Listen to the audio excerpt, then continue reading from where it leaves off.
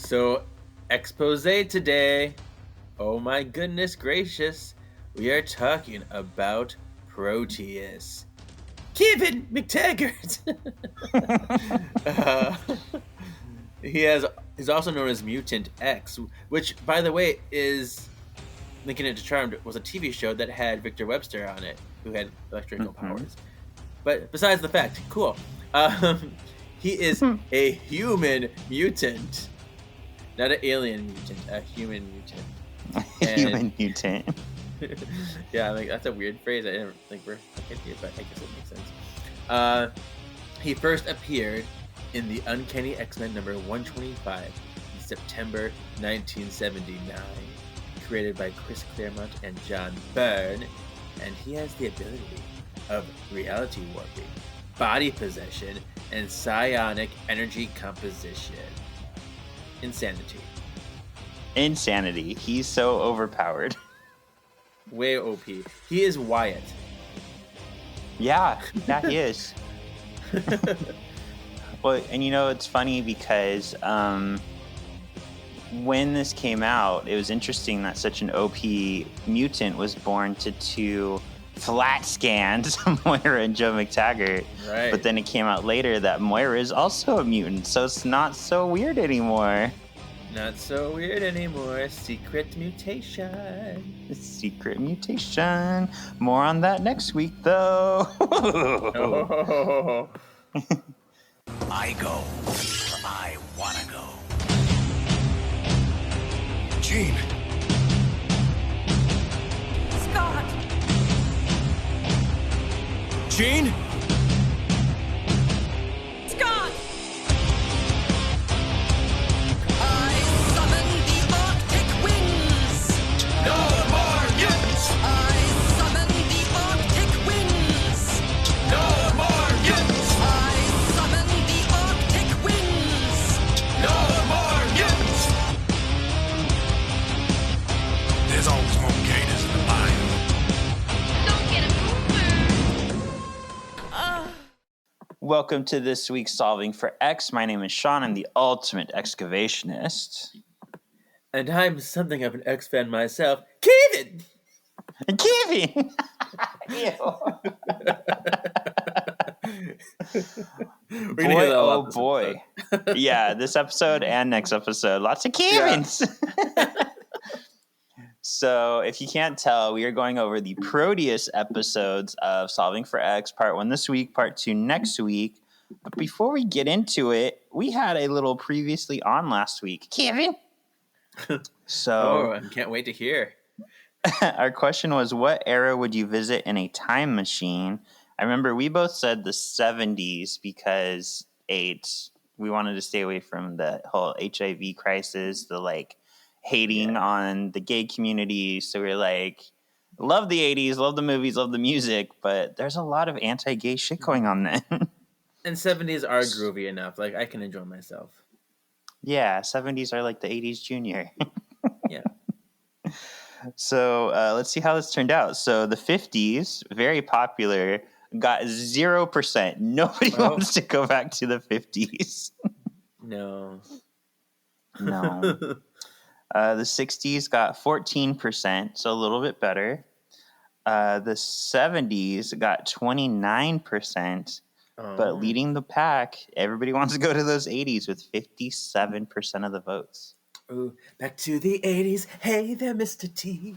To Twisted Sisters and TV. See, now you brought the Aqua back. Oh, okay. I did. I just listened to that the other day. I've been listening to them a lot because, I don't know, a certain concert. There's no reason.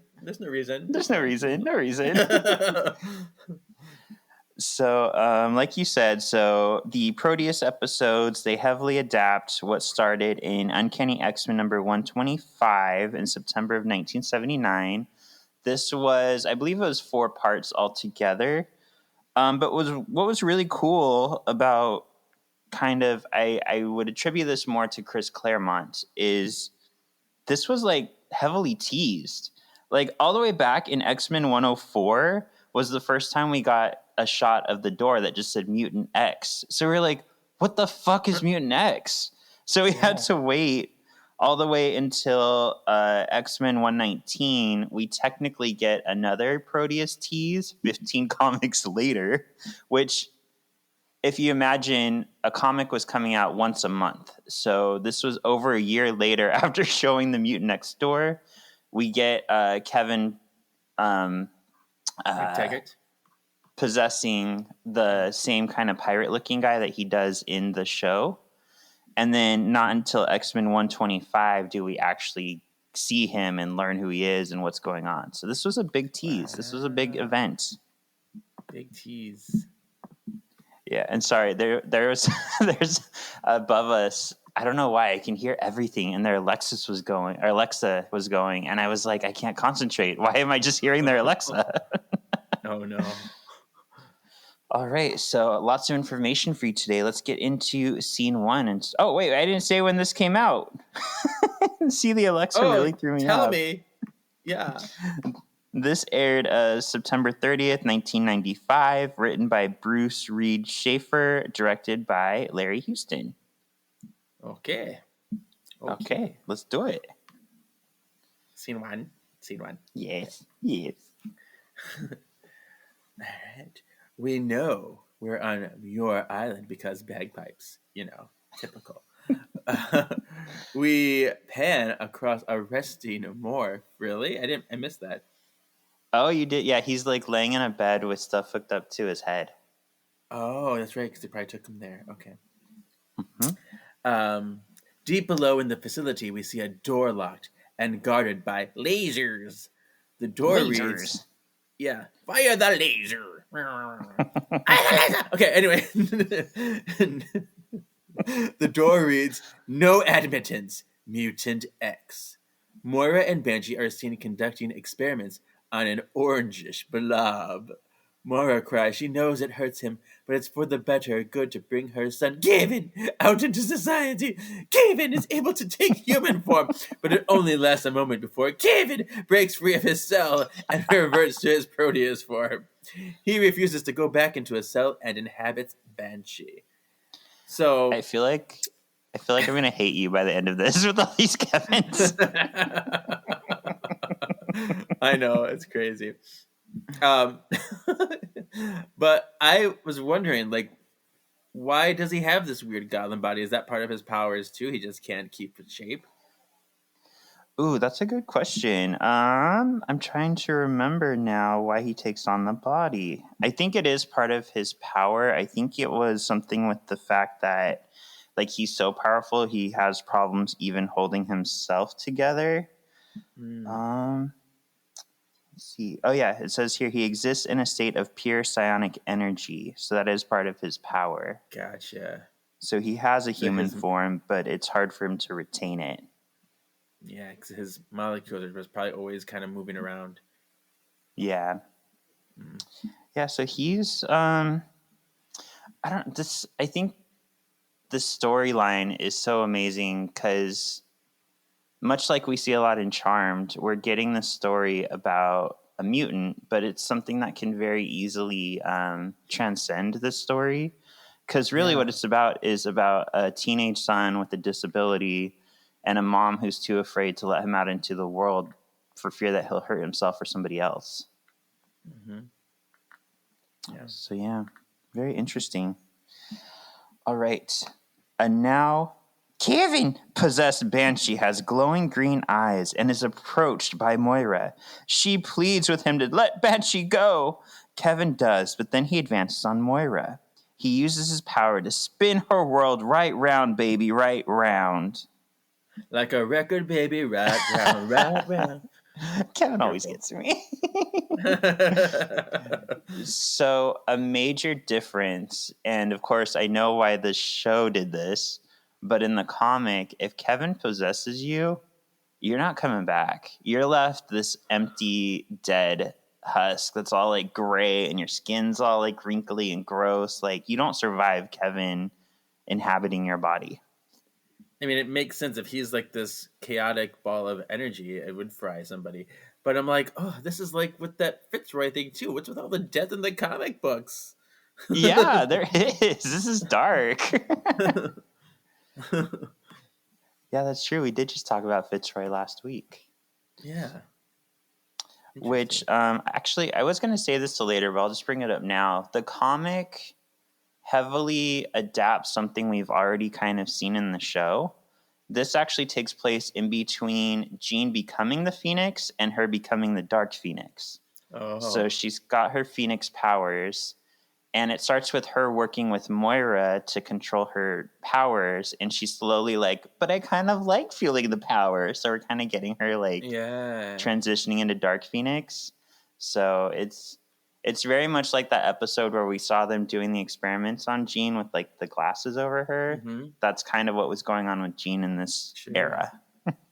So she has like a whole bevy of mutants in her laboratory just chilling out in kind of experimental prisons. Fine.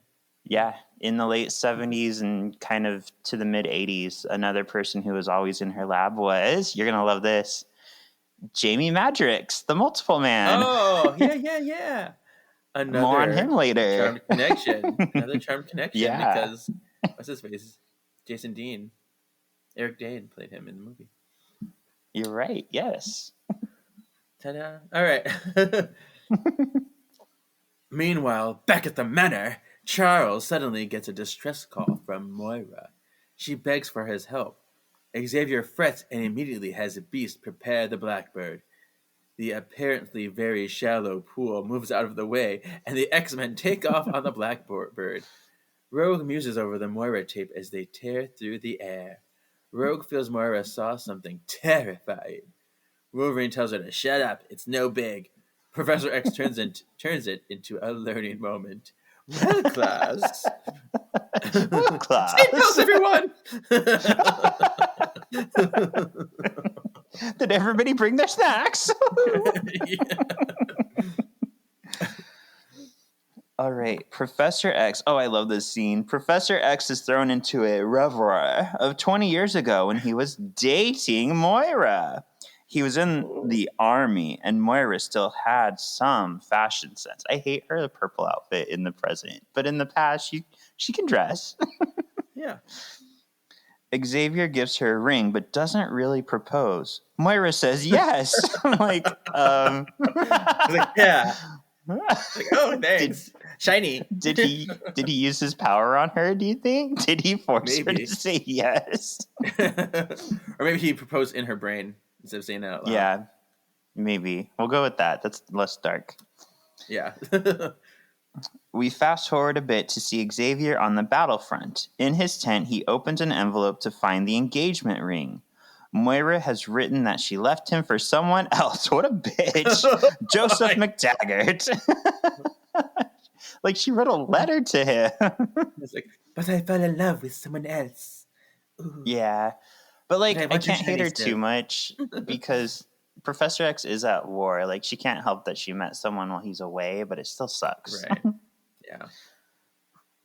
We go a little further in the future to see an injured Xavier being assisted by a nurse. Kevin! I know that lady. We saw her before.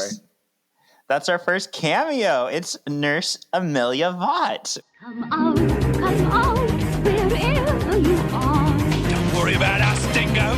We'll make sure we can. Cameo. Which, this continuity, I love it. I love continuity. Yeah.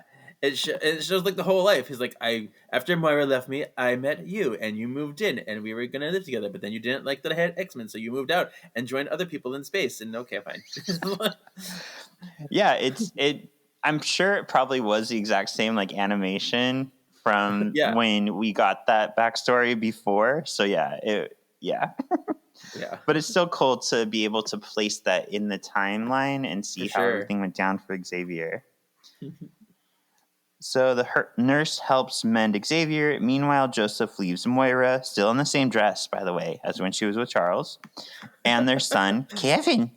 We get a quick rehash of Amelia and Xavier splitting as the X-Men train, and we end on Moira introducing Shawn as her fiancé in the Phoenix Saga.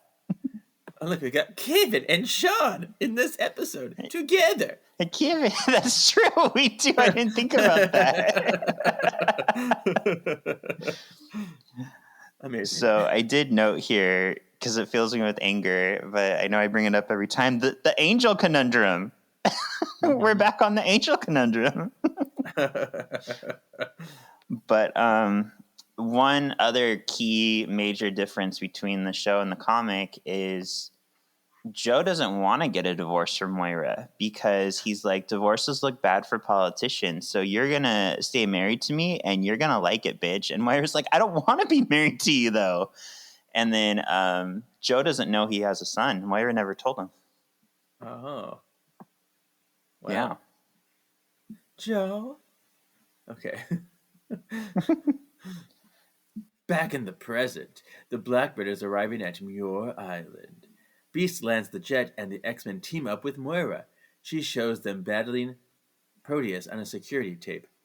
As the room spins in the tape, Moira explains that Kevin's power to manipulate the very world around them. He's like, "Wah, he can make it go crazy." But you just notice, once it leaves, it goes back to normal. But if you get hurt in the process, too bad, so sad. Wolverine doesn't care again. Xavier sends the team to the Blackbird to search out Kevin while he stays to speak to Moira. Xavier comforts Moira before asking about Joe. He's a politician now. Moira shows Charles a tape of Joe's speech on TV. Did you say a tape, as in a VHS tape? 90s moment. Oh! Beautiful. Man. You got mail. 90s moments. Beautiful. So yeah, this was a literal like VHS tape. Although it said something weird. It said like VTS player or something. I was like, I don't know VTS. I know VHS. Do you remember what VHS stands for? Is it Video Home System? Video Home. I think so. I don't remember what it stands for. I know video. I'm trying to think what VCR stands for. Video cassette recording. Oh perhaps. yeah. I should look this up sometime. I just remember always saying those words, but I don't know what they meant. What the acronym? Yeah, that's a good point. Yeah, growing up, it was always just a videotape. We didn't say VHS. Right. I'm also, I don't know about you, but I'm very much picking up on Xavier wants Moira back thread. Like, I feel like if Shawn wasn't there, he would have been like all over her in a heartbeat. But like, For sure. isn't he kind of with Lalandra? Like, fuck Lalandra's drag. The same thing, though. Like, last time he met Moira, too, he came to visit. He's like, "Oh, it's you, Shawn." I'm like, "I'm in love with Moira." So, I think Charles just likes having two women. He likes to have both. He's greedy, a bitch like that. He's like, "This is my Moira girl. She's a little bit more subservient to me, and she like listens to me more.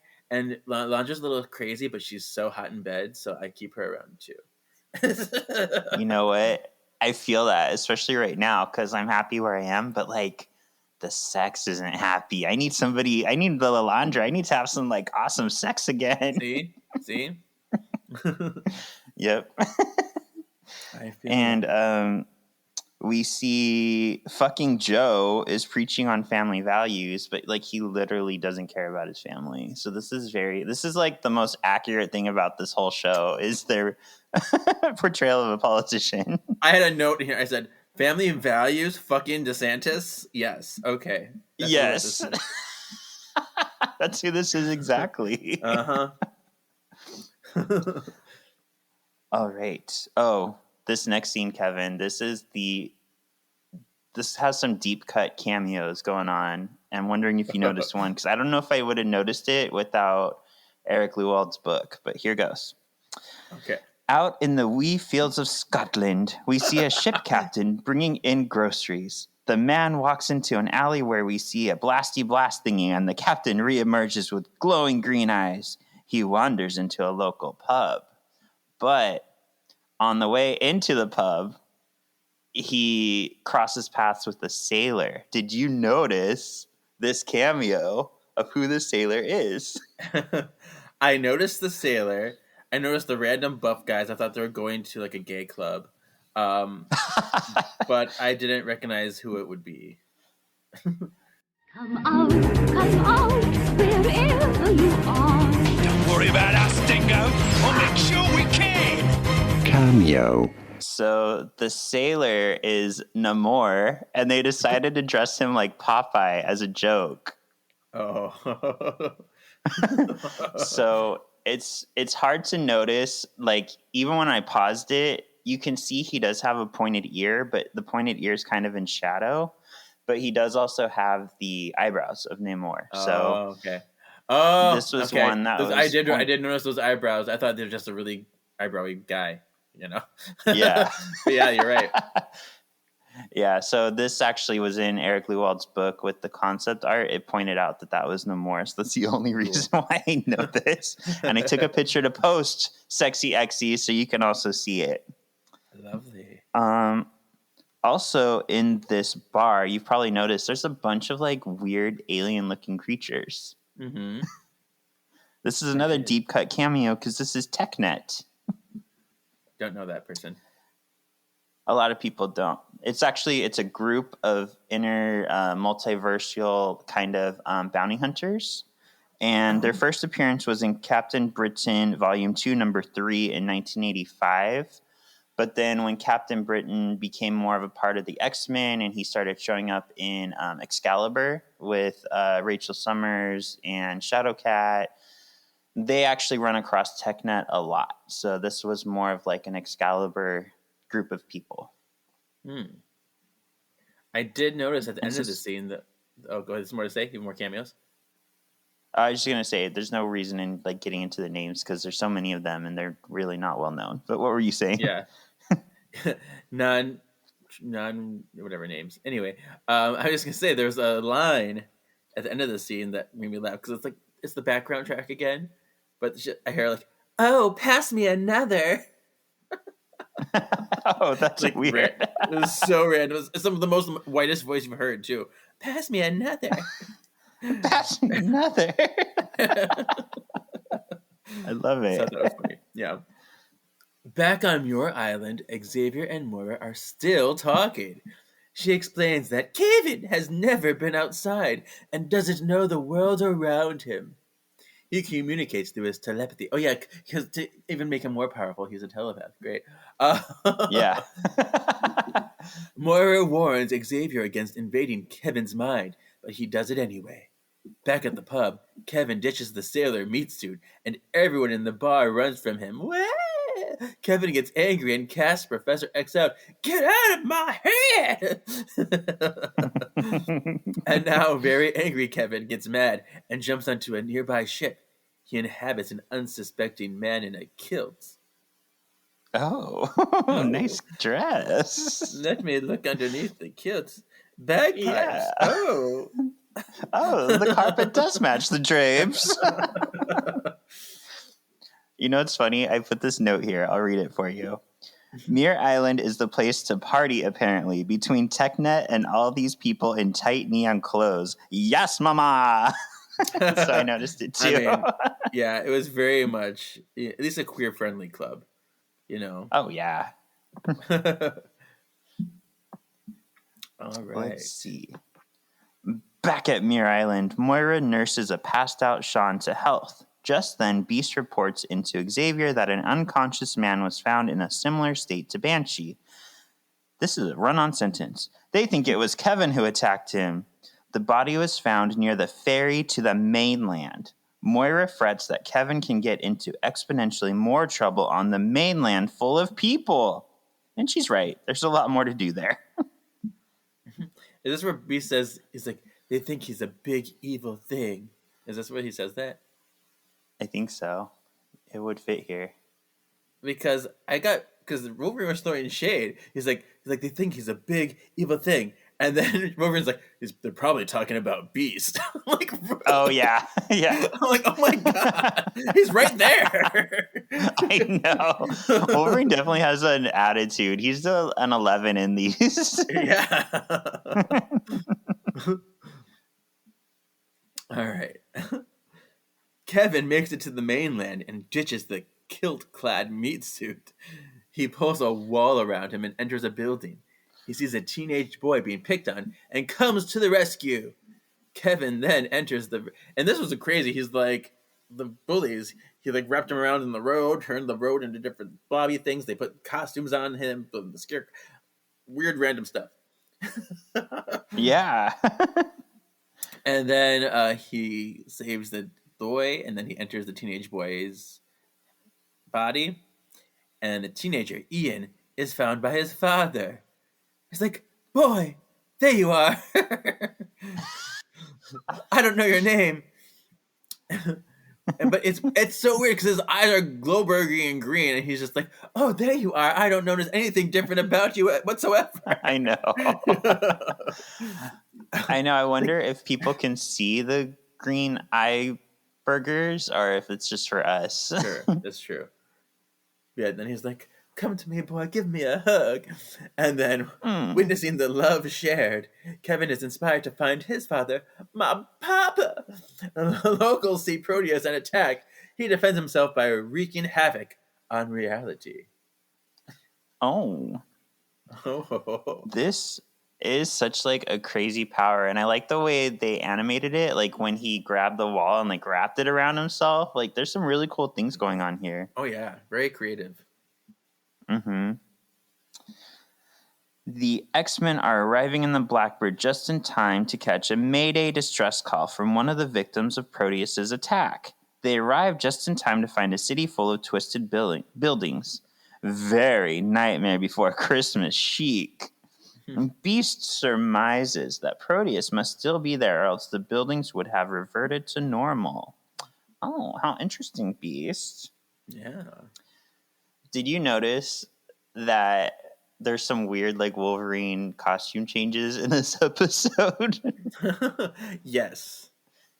They're random. Yeah, because he shows up to the research center in his outfit, and then apparently in between going to the pub and going to the mainland, he gets dressed down into his civvies. So that's where we are now. He's in his civvies. Bar hopping clothes, yeah. Yeah. Oh, maybe that's I'm why a cowboy. Ew.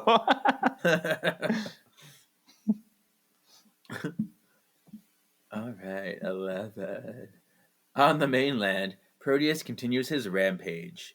He goes into a home with a TV on and wonders on his father's whereabouts. At the same time, Beast picks up Moira and Charles in the Blackbird. Xavier decides to try to connect with Kevin again, but Kevin's full attention is on the TV in front of him, showing Joe MacTaggart. Kevin argues he ain't hurt no one. They trying to hurt him. He phases through space to scare Xavier in the Blackbird. Beast calls everyone's attention to the city, reorienting itself, and they land. So yeah, this was another kind of confusing moment. Like, I guess in the writing, like why didn't we just take Moira and Xavier with us to begin with, rather than having to go all the way back and pick them up and go all the way back? So interesting. Yeah, though. a weird tangent. Yeah. Yeah. All right, the city inhabitants start coming out in fear. Kevin inhabits the body of a Freddie Mercury impersonator and is fascinated by Xavier's chair. Did you notice this guy with the little mustache? And he looked like Freddie Mercury. Oh. He goes to touch it, but Rogue grabs his hand. This prompts Proteus to throw a tantrum, morphing the city into chaos. Kevin takes this as an opportunity to escape. He slides out of Freddie Mercury and landslides away. Wolverine helps Rogue up. Rogue tells them Kevin is searching for someone. Wolverine tells everyone to follow Kevin in the Blackbird while he tracks him on foot.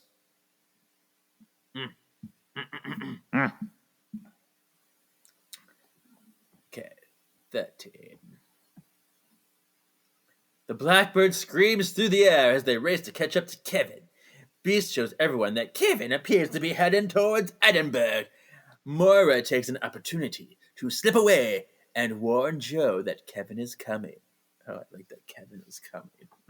Sorry. Of course you would. It's like every day.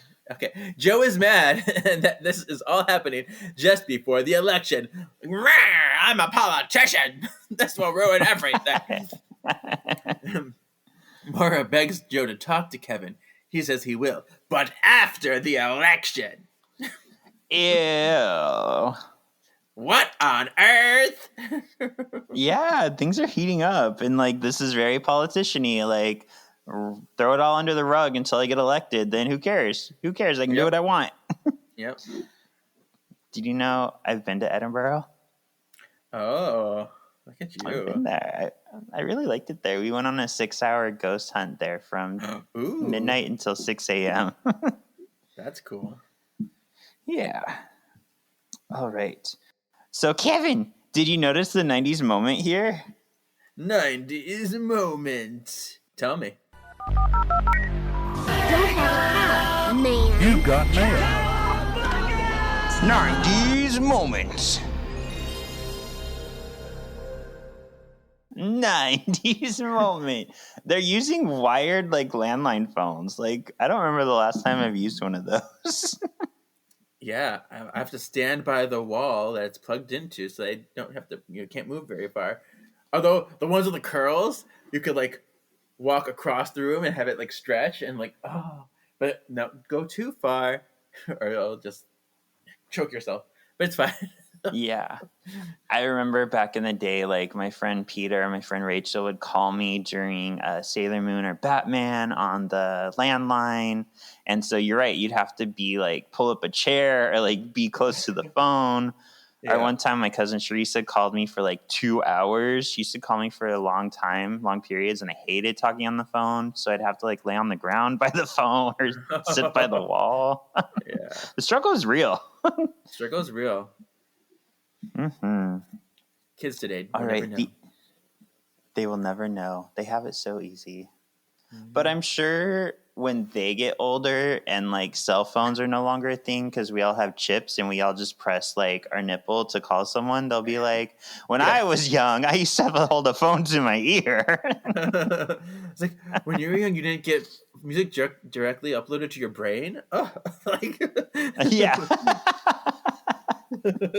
That's true. It's very true. We're going to turn into Ready Player One where everything's like right there for you. Yeah. All right. The X-Men search the valley for Kevin. Xavier demands answers from Moira. She's still playing dumb. Just then, the ground shakes. It's Kevin! Xavier calls everyone back to the Blackbird. Moira doesn't listen. She runs to confront Proteus. Xavier joins her. He gets Kevin to admit he's looking for his father. Moira reveals Kevin is her son. Xavier is shocked.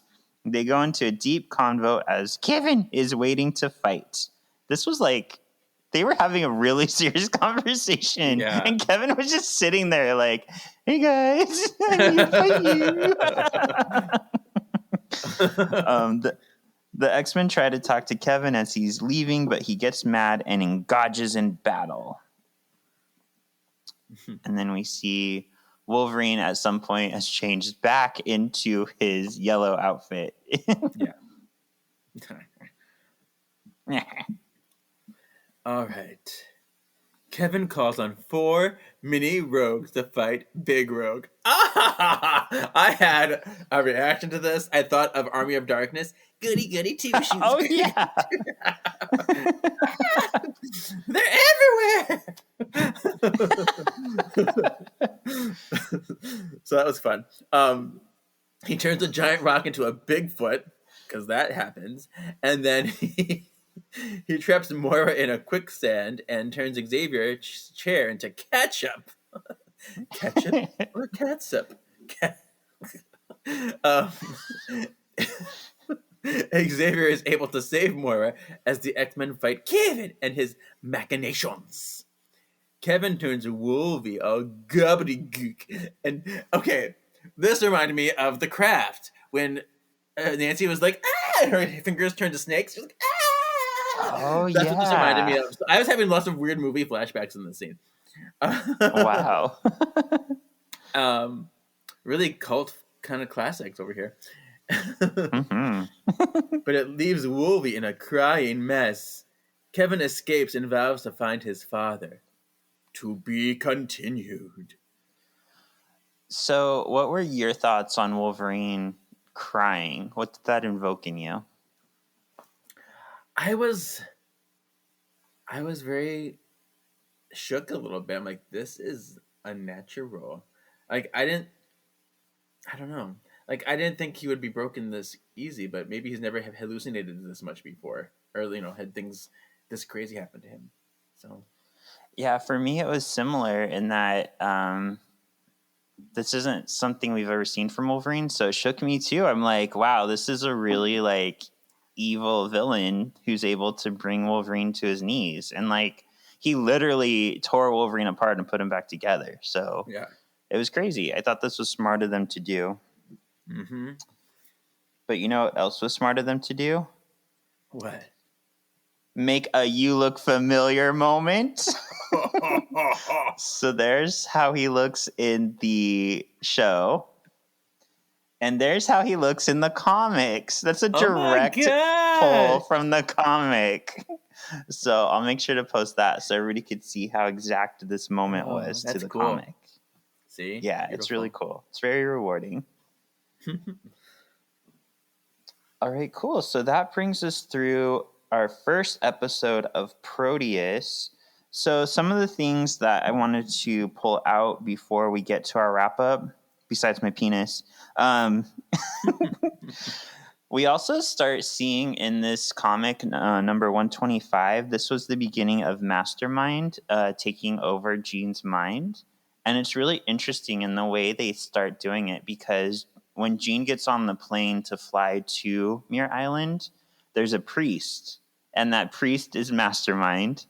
And then when she gets there, she's on a beach, and like this really hot guy comes out of the water in a Speedo, and that's also Mastermind. Wow. So he's like trying different personas to chip away at her and like try to figure out how to get into her psyche. So it was more of a process than we saw in the show.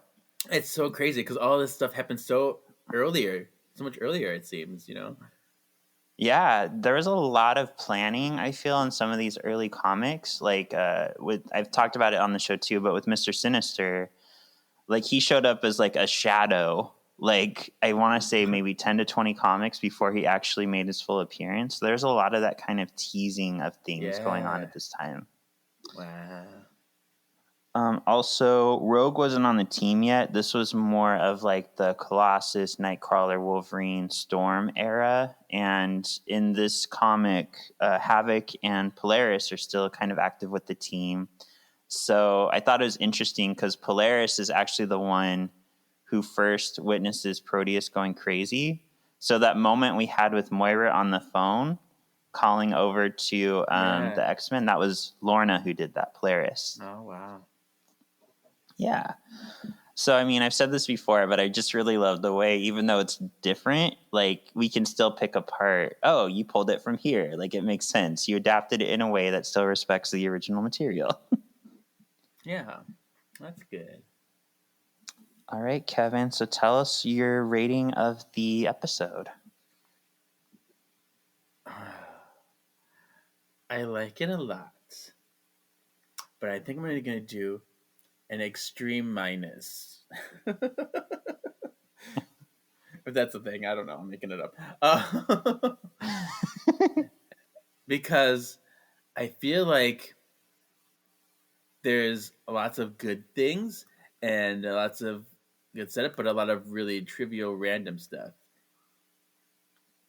And I know it's a two-parter, so I think that's probably why I saved my real extreme for the two-parter. Spoiler, but yeah, I'm gonna do extreme minus for this one. Okay. Yeah.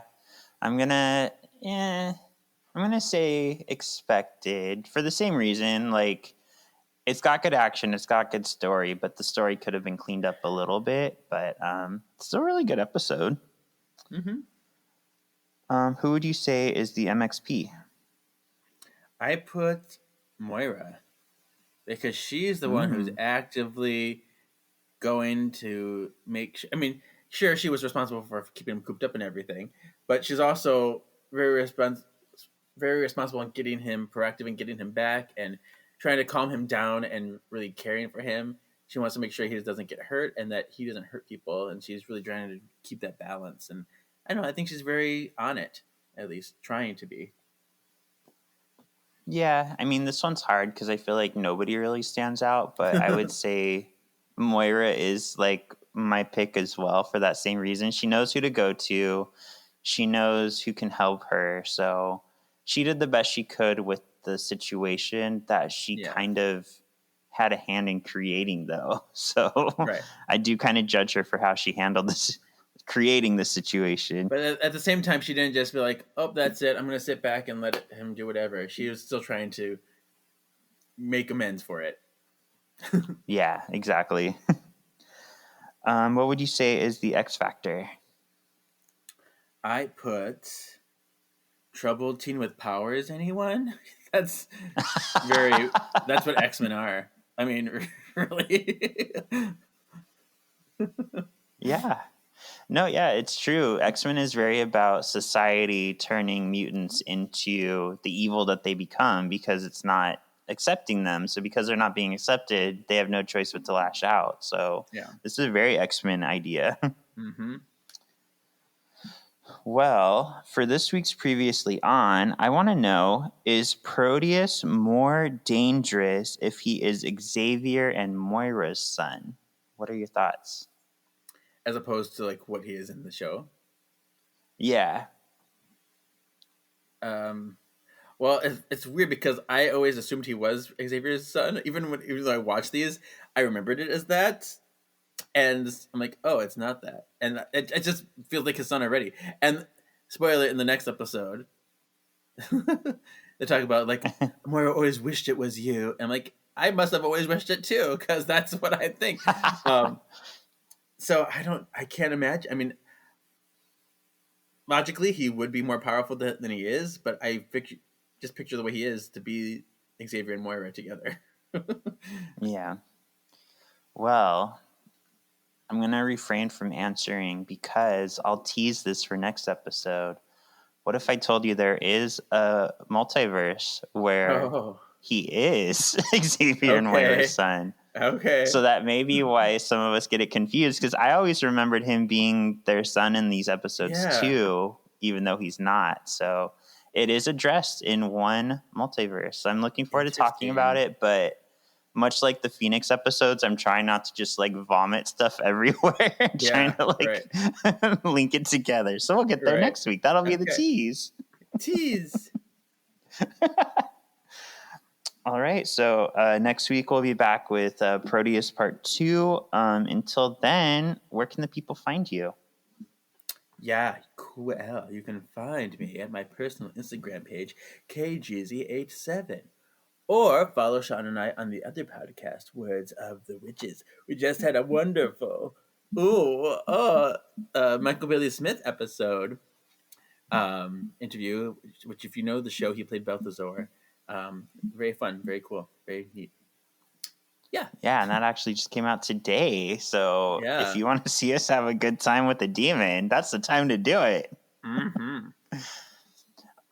And you can find me on Marvelous Galaxy of Disney with your Star Wars Marvel Disney news. And you can find our 100th last episode of Once Upon a Cult, which came out this week also, where we sit around and talk about the whole show. And where are these horrible, shitty leaders now? I'm about halfway through it, so. Oh, nice. Yeah. All right, cool. Well, thank you, Sexy X's, for listening, and we will be back next week with you with another fun-filled Shawn and Kevin episode. Woohoo! Woo!